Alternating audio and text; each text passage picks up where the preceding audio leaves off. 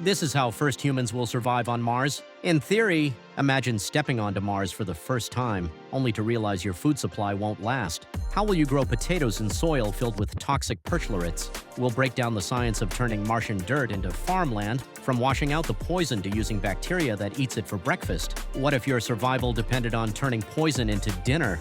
Martian soil is packed with perchlorates, chemicals that can damage your thyroid just as easily as they'll kill your crops. Earth plants need nutrients, and Mars soil actually has some useful ones like iron and magnesium, but it's also loaded with enough perchlorates to make farming a real challenge. Early experiments show plants can grow in simulated Martian soil, but only if we deal with the toxins first. How? One method is rinsing the soil with water to wash out the perchlorates. Another involves genetically engineered bacteria that break down the toxins and even release oxygen as a byproduct.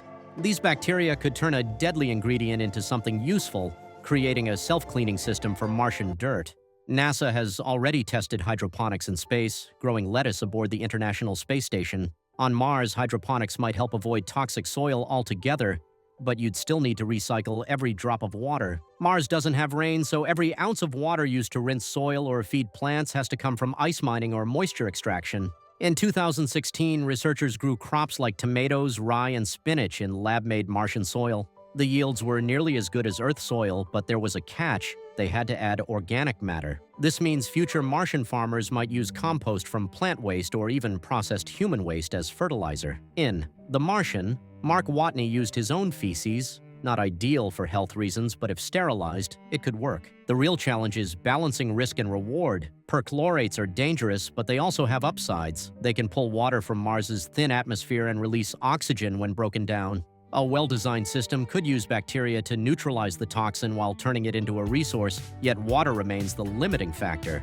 Even with perchlorate-cleaning bacteria or hydroponics, you need water to start the process. That means setting up ice mining operations at the poles or drilling for underground glaciers. Every step, growing food, cleaning soil, making oxygen, depends on having enough water to go around. So Martian farming isn't science fiction, but it's not simple either. It'll take a mix of biology, chemistry, and engineering to turn toxic dirt into a functioning farm. The first crops might be hardy plants like potatoes or leafy greens, grown in sealed greenhouses with carefully filtered soil, and that's just the beginning. Once you've got food growing, there's another problem. What happens when a planet-wide dust storm blocks the sun for months? Suddenly, your solar-powered farm stops working and your water recyclers go offline. But that's a story for the next section. Picture this: a storm so big it blocks the entire planet, turning your solar panels into useless sheets of glass. This isn't just bad weather, it's a planet-wide blackout that can last for weeks. The Opportunity rover learned this the hard way. In 2007, a dust storm cut its sunlight by 96%, leaving it barely enough power to call home every 3 days. These storms happen every few Martian years, and they don't just block light, they choke satellites, force orbiters to burn extra fuel, and could leave human colonies in the dark. Breathing on Mars is another problem. Earth's air is 0.04% CO2. On Mars, it's 96%. That's like inhaling car exhaust all day. The solution? Make your own oxygen. Electrolysis can split water ice into oxygen for breathing and hydrogen for fuel, but where do you get the water? The poles have ice caps, and underground glaciers might exist near the equator. Mining it takes energy, though, energy that dust storms can suddenly cut off. Solar power on Mars already produces only 40% of what it would on Earth. During a dust storm, that drops to nearly zero. That's why colonies would need backup power.